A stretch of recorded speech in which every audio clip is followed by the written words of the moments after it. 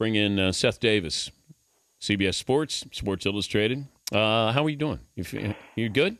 Yeah, I'm hanging in, man. Hey, listen, I'm a lifelong Redskins fan too. I'll take either one. Yeah, you will, considering what you've had before. All right, I was curious about draft stock here. Watching Carolina, Kansas, I figure you got 4 lottery picks in there, maybe five, maybe 4, right? From both teams? Yeah. Yeah. You look at Zeller, Henson, Barnes, T-Rob. Yeah, that's at least 4. And you know what? If McAdoo was crazy enough to come out, he might sneak in there. Yeah, he may have been their best player yesterday. Yeah, I really thought he benefited when Henson was out and he got some game reps towards the end of the season in the ACC tournament. He just hadn't had enough floor time, but you can see his talent and potential. It's quite striking. Louisville and Kentucky. Kentucky's got a couple of lottery picks as well. So this Final Four is going to give us, 7 of the first 10 players drafted? Does that sound about right? Yeah. I guess I have to look at the list. I mean, you definitely have 3. You got 2 of probably the top 3 picks on Kentucky, and maybe the top 2 picks in Kid Gilchrist and Anthony Davis and Terrence Jones. And I still think Sullinger's a lottery pick. I mean, Sullinger's a dominant player. It's so funny that people kind of reminds me of Jimmer. People look at a player and see everything that he's not. But Sullinger's ability to repeatedly get to the foul line against Syracuse, I thought was the difference in that game. You look at these players who stay, though, Seth, and it seems like anybody who has stayed recently has had their stock drop. Why is that? Well, I think that it's because that scouts and NBA teams draft more on potential, and the longer you stick around, the longer they have to pick at your flaws. But I'm still a believer, Dan, that experience is a good thing, and I think that what's happened, at least in the most recent cycles, we'll see what happens here in the next couple of weeks with these decisions. Is I think these players have understood that being drafted at a good spot isn't enough. You want to be able to stay and compete and be mature enough to be an NBA player. And by the way, as shocking as this might sound, some of them actually like being in college. For those of us who can remember, college is like Woodstock. If you remember it, you probably weren't there. But it's a fun time in your life. And, I think that, I look at a guy like Harrison Barnes, I kind of wish he would come back for another year. I just feel like he's never really been able to just enjoy being a kid and just playing a game. I think these other guys, Perry Jones and Jared Sullinger, they got some kid in them. I'm not sure Harrison Barnes has enough kid in them, but the business dictates that if you're a lottery pick or a top 5 pick, then you probably go. Is it fair to Kansas to say if Marshall had played, Carolina would have won? Well, we'll never know, will we? I know, but that's the feeling. Kansas won the game. They allowed Carolina to stay in, but Marshall is such a difference maker for them. I just think Kansas might be slighted a little bit here, that they played a pretty aggressive game and took it to Carolina. Well, I think they're probably feeling more happy than slighted right now. They're going to the Final Four. I mean, I think that anybody, realistically, at the very least, you have to say that it would have been a lot harder to beat North Carolina if they had Marshall. I agree, even though Kansas was my pick at the start of the tournament to come out of that region. Based on the way that North Carolina played in that game, you have to believe if they had Kendall Marshall, they probably would have won. But I also think that not having Marshall, forced the issue on some other guys stepping up. I mean, they defended very aggressively in that game in a way that I'm not sure that I've seen a lot of that during the course of the year. So, who knows? Maybe Marshall would have played and had a bad game. I mean, clearly Carolina missed him terribly, and it was a very, very unfortunate thing for them to have to, get this far and all those guys came back and to have a freak injury like that and not be able to have your maybe not your most talented player, Dan, but certainly your most valuable player is just really, really unfortunate. He's Seth Davis from Sports Illustrated, CBS, Road to the Final Four.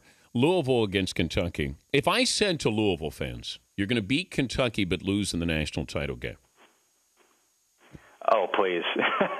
Throw a parade. They would be fine with that. Oh, believe me, though, as opposed to if you lose, you're going to lose anyway. But here's the question I'd like to ask Louisville fans. If you could sort of re-scramble the bracket and you could win a title coming out of a different region but never play Kentucky, or beat Kentucky in the Final Four and lose in the championship game? Now, that's a question.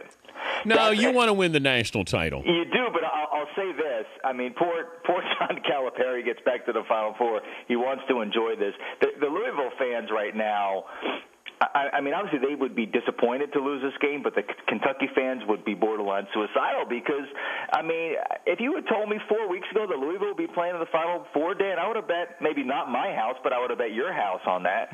I mean, Louisville had a very difficult year. They were totally decimated by injuries. They got a little bit healthier as the season wore on, but they still, were down 2 potential starters. And for them to get to the Final Four, winning the Big East tournament like this is an unbelievable run that Louisville has put forth here. And now, Kentucky, which is sort of all season long been waiting for their coronation, they have a lot of pressure. This is going to be the most difficult game that John Calipari has ever coached. These are young kids, remember. Why the bad blood, Pitino and Calipari? Is there...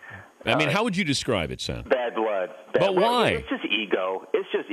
I think that, it's kind of like, I saw Jared Sullinger after the Ohio State game. He's like, I want to thank all the media who doubted us. And everybody's doubted.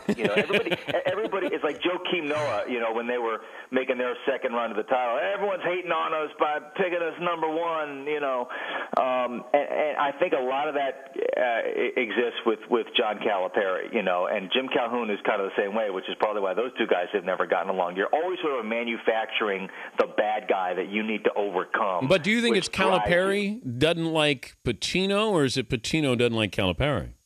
Well, it's certainly mutual, but I've always sensed that it was more Calipari towards Pitino because Pitino was kind of the guy, and then I think that Pitino is very steadfast in his account that he cut some kind of check to UMass to make up for whatever difference needed to be made up when they hired Calipari, and he's sort of thrown that out there a lot. And I think Calipari has always felt like that was Pitino's way of digging it in. Who knows, man? You got two really. Wow. It's kind of like Donald and Rosie. Part of it is pretty pathetic. I mean, both of them have more money than they ever dreamed.